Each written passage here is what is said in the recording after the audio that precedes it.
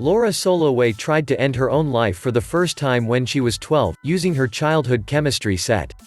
She remembers lining up all the bottles that read fatal if swallowed, but she couldn't open their childproof caps.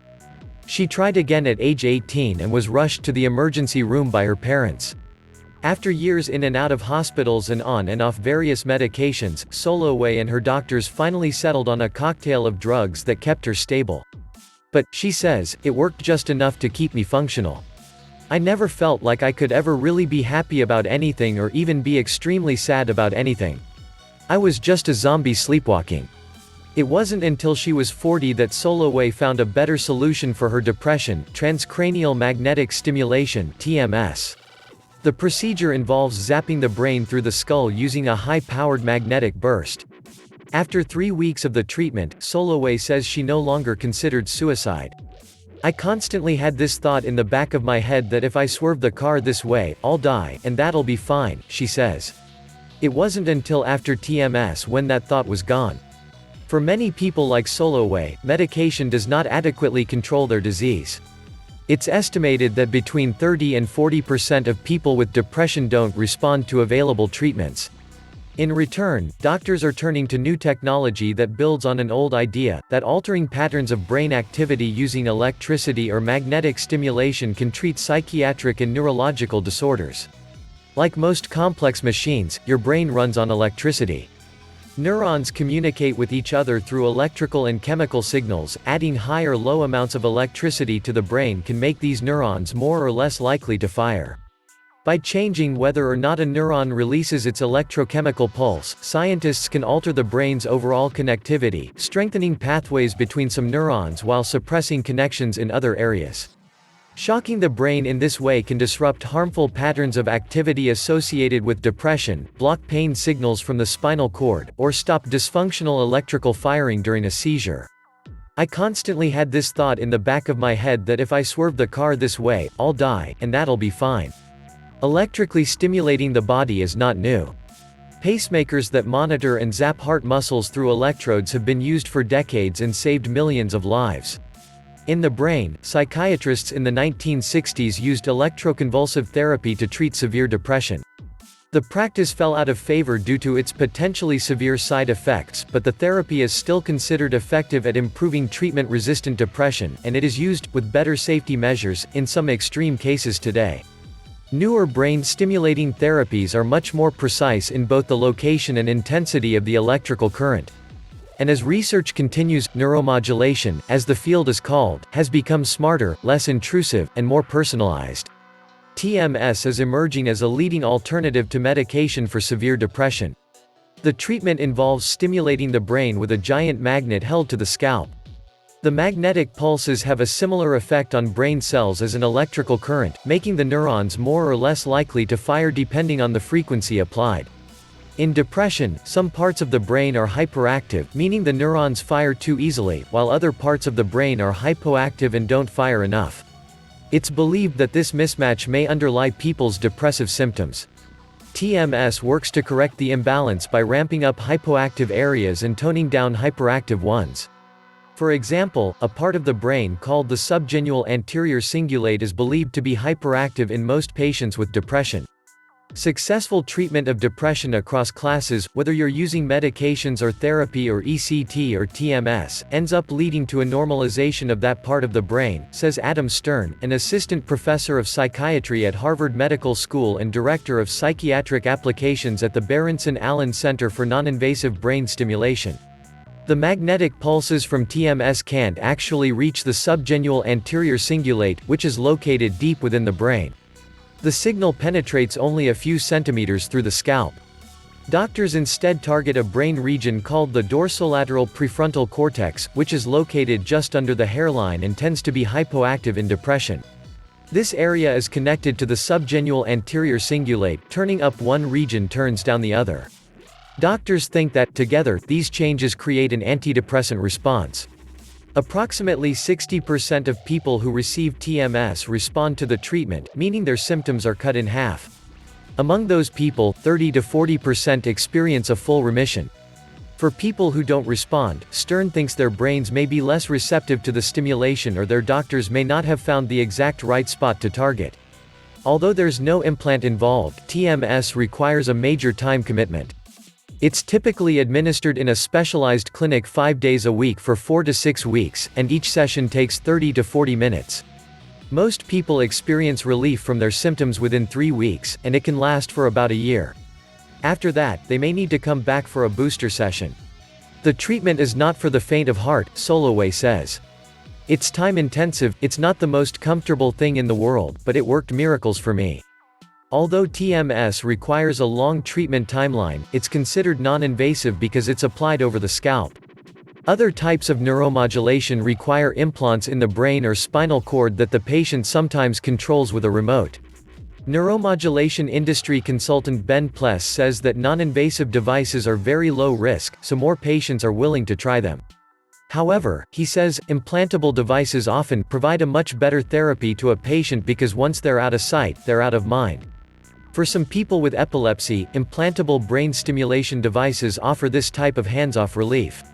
Medical technology company NeuroPace's responsive neurostimulation device, or RNS system, is called a closed-loop system, meaning that it both detects and corrects the dysfunctional brain activity that causes seizures. The device is implanted in the skull and has electrodes that travel into the brain to the precise location where a person's seizures originate. The electrodes continuously record neuron activity in that area. When they detect a specific pattern, they deliver a mild electric jolt, stopping the seizure as soon as it starts. People who have the device experience, on average, a 73% reduction in seizures, and nearly 30% of people are seizure-free for at least 6 months. I'm no longer dealing with epilepsy alone. Approximately 3 million people in the United States have epilepsy, and a third don't respond to medication. These people are at risk for seizure-related injury, but also they're at risk for death, says Martha Morell, Chief Medical Officer at NeuroPace. People with uncontrolled epilepsy have a 7-fold increased risk of death from all causes, including a phenomenon called sudden unexpected death in epilepsy, which kills between 6 and 10 patients out of 1,000 every year. With the RNS system, that number drops to less than 3 out of 1,000. Kimberly Bari is one of those people. She developed epilepsy in her early 20s when she was teaching English in China. The seizures caused her muscles to tighten up, twitch, or go numb. On some occasions, she would even hallucinate or lose consciousness. After 6 years, more than a dozen anti-epileptic medications, and even surgery to remove part of her brain, Bari was still having multiple seizures a day and could no longer work or lead a normal life. In 2017, Barry's doctor in San Francisco recommended the NeuroPace implant, in addition to a second surgery. Now she has just a handful of seizures a month, down from more than 30 a day at her peak, and she says they're much less intense. But she says the biggest advantage has come from feeling more in control of her disease and in sync with her doctors. The recordings offer her doctors an unprecedented window into her brain. With that knowledge, they're able to personalize her treatment through changes to her medications and the electrical current of the implant. Not only am I more comfortable, I don't have that terrified feeling I had before, Bari says. I'm no longer dealing with epilepsy alone. Some neuromodulation experts predict that implantable devices will have a growing role in public health. Spinal cord stimulation for chronic pain, for example, is gaining in popularity. An estimated 25 million Americans suffer from chronic pain, and many take prescription opioids to manage their condition. However, the addictive nature of the drugs has left people looking for other options, either because they're worried about dependence or because their doctors want to wean them off. That was the position Doug Rod found himself in. An Army veteran, Rod had a number of knee injuries from his military service that resulted in a knee replacement in his early 50s. A couple years later, he was in a car accident that re-injured his leg and left him with complex regional pain syndrome. Rod managed for a decade with a high dose of daily morphine, but in recent years he wanted to quit the medication, in large part because of the backlash against opioids.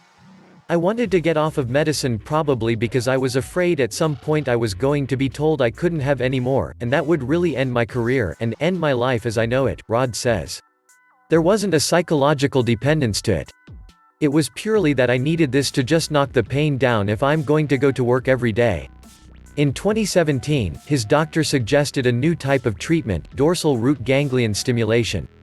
The technology, which is manufactured by Abbott, delivers a small electrical current to a bundle of nerves, the dorsal root ganglion, located in the periphery of the spinal cord. For people like Rod, this nerve bundle becomes dysfunctional and starts generating its own pain signals that are interpreted in the brain as coming from the site of the injury. Interrupting those signals with a very low level of electrical current can often stop the pain. We commonly think of chronic pain as being a neurological disorder, one in which the nervous system is not working appropriately and is out of balance, says Lawrence Perret, a professor of anesthesia at UC San Francisco. We're trying to regain that balance. Dorsal root ganglion stimulation is just one type of spinal cord stimulation, a procedure that's been around since the 1960s to treat chronic pain. 1 or 2 electrodes are inserted into the epidural space around the spine to stimulate and override the nerves responsible for the pain signal. A battery pack that provides the energy and can control the stimulation is implanted into the lower back or upper buttock, depending on what's most convenient for the patient. Although it requires a small surgical procedure, patients are awake the entire time and typically leave the hospital the same day. For Rod, the implant worked wonders. He now manages his pain with just the device and the occasional ibuprofen. And he's back to hiking in the woods with his wife and sons. Perret estimates that 20% of chronic pain patients are treated with some sort of neuromodulation, although many more would likely benefit from the procedure. Amid concerns about the opioid crisis, doctors and insurance companies are starting to get on board as well. Spinal cord stimulation is very safe and can be extremely effective in treating chronic pain, but it's much easier for a patient to get a prescription for opioids than to get a spinal cord stimulator, Pless says. The biggest question doctors face is when to try these devices. For epilepsy and depression, people must be considered treatment refractory, meaning they've failed to respond to several different medications. However, the more drugs a person has cycled through, the less chance they have of responding to either medication or neuromodulation. One reason for this dilemma is that insurance providers will not cover the treatments earlier. These technologies aren't cheap, and even though they can provide long-term relief and prevent people from incurring more expensive costs, like hospitalization, in the future, it's cheaper in the short term to keep cycling people through different drugs. Another challenge is doctor knowledge and acceptance of the technology. Even though spinal cord stimulation has been around since the 1960s, doctors don't learn about the devices in medical school unless they go through a specific pain fellowship, says UC San Francisco's Perret. Patients may also balk at the invasiveness of the treatments. Even minor surgeries for implantable devices come with risks of infection, not to mention pain and inconvenience during the recovery. Those working in the field, however, argue that neuromodulation is less invasive than pharmaceutical drugs, which affect the entire body and are associated with more side effects. The neuromodulation that exists 5 or 10 or 20 years from now will hardly resemble what we're doing today. I think neuromodulation really should be considered much earlier. There's the thought, well, it's very invasive, says Morel of NeuroPace. But medications are not trivial. These devices are not cures. Most people who get them remain on their medications, albeit often fewer of them and at lower doses. And just like with pharmaceutical drugs, in pain management there is concern about developing tolerance to the stimulation as the nervous system adapts. Researchers are working to address this issue by making the timing and intensity of the stimulation more adaptable. Others worry that these types of devices are not subject to rigorous enough regulation, putting people at risk of unanticipated side effects or device failures. The Implant Files, an exposé by the International Consortium of Investigative Journalists, recently published a scathing series of reports on medical device malfunctions, recalls, and shoddy communication. None of the devices included in this article were named in the consortium's reporting, but concerns remain about the industry at large. Despite these challenges, doctors and researchers say they're optimistic that this is just the beginning for brain stimulation therapies. The neuromodulation that exists 5 or 10 or 20 years from now will hardly resemble what we're doing today, in my opinion, says Stern, the psychiatrist. The ability to stimulate parts of the brain is an invaluable tool.